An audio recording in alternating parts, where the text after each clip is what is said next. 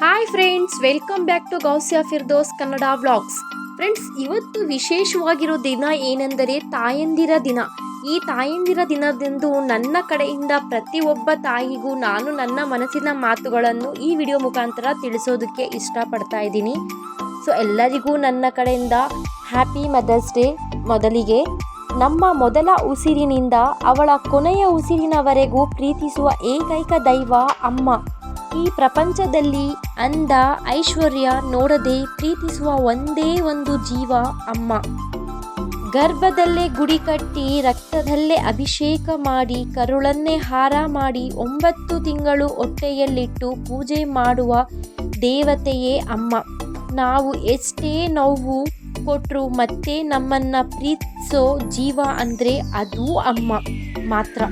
ಯಾಕಂದರೆ ಅವಳು ನಾವಿನ್ನು ಗರ್ಭದಲ್ಲಿರುವಾಗಲೇ ನಿರ್ಧರಿಸಿಕೊಂಡು ಬಿಟ್ಟಿರುತ್ತಾಳೆ, ನೀನು ಹುಟ್ಟುವಾಗ ಎಷ್ಟೇ ನೋವು ಕೊಟ್ಟರು ನಾನು ಅದರ 100 ಪಟ್ಟು ಪ್ರೀತಿ ಕೊಡ್ತೀನಿ ಅಂತ.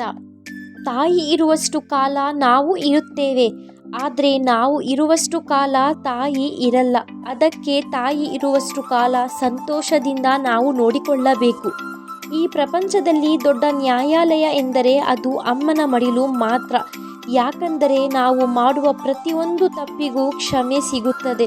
ಭಗವಂತನನ್ನು ಪೂಜಿಸಿದರೆ ಅಮ್ಮ ಬರುವುದಿಲ್ಲ, ಆದರೆ ಅಮ್ಮನನ್ನು ಪೂಜಿಸಿದರೆ ಭಗವಂತ ಖಂಡಿತ ಬರುತ್ತಾನೆ. ಎಲ್ಲ ತಾಯಂದಿರಿಗೂ ಹ್ಯಾಪಿ ಮದರ್ಸ್ ಡೇ ಅಂತ ನಾನು ಈ ಒಂದು ಸಂದರ್ಭದಲ್ಲಿ ಹೇಳೋದಕ್ಕೆ ಇಷ್ಟಪಡ್ತಾ ಇದ್ದೀನಿ. ಫ್ರೆಂಡ್ಸ್, ಪ್ರಪಂಚದಲ್ಲಿ ಪ್ರತಿಯೊಂದು ಸಿಗುತ್ತದೆ. ನಾವು ದುಡ್ಡನ್ನು ಕೊಟ್ಟರೆ ಅತ್ಯಮೂಲ್ಯವಾಗಿರುವಂತಹ ವಜ್ರವೂ ಸಿಗುತ್ತದೆ, ಆದರೆ ತಾಯಿ ಪ್ರೀತಿ ಯಾವೊಂದು ಮಾರ್ಕೆಟಲ್ಲೂ ಸಿಗೋದಿಲ್ಲ. ಸೊ ದಯವಿಟ್ಟು ಅದು ಉಡುಗೊರೆ ಆಗಿರಲಿ ಉಡುಗಿರೆ ಆಗಿರಲಿ, ಅಮ್ಮನ ಪ್ರೀತಿ, ಅಮ್ಮನ ವಾತ್ಸಲ್ಯ, ಅಮ್ಮನ ಒಂದು ದೊಡ್ಡದಾಗಿರುವಂತಹ ಸ್ಥಾನವನ್ನು ಅರ್ಥ ಮಾಡಿಕೊಂಡು ಆ ಒಂದು ಪವಿತ್ರವಾಗಿರುವಂತಹ ಅಮೃತವಾಗಿರುವಂತಹ ತಾಯಿ ಜೊತೆ ಅತ್ಯಮೌಲ್ಯವಾಗಿರುವಂತಹ ಒಂದು ಕಾಲವನ್ನು ನಾವೆಲ್ಲರೂ ಕಳೆಯೋಣ. Once again happy women's day everyone. ಇಷ್ಟೊತ್ತು ನನ್ನ ಈ ವಿಡಿಯೋ ನೋಡಿದ್ದಕ್ಕೆ, ಈ ಒಂದು ಮಾತುಗಳನ್ನು ಕೇಳಿದ್ದಕ್ಕೆ thank you so much friends.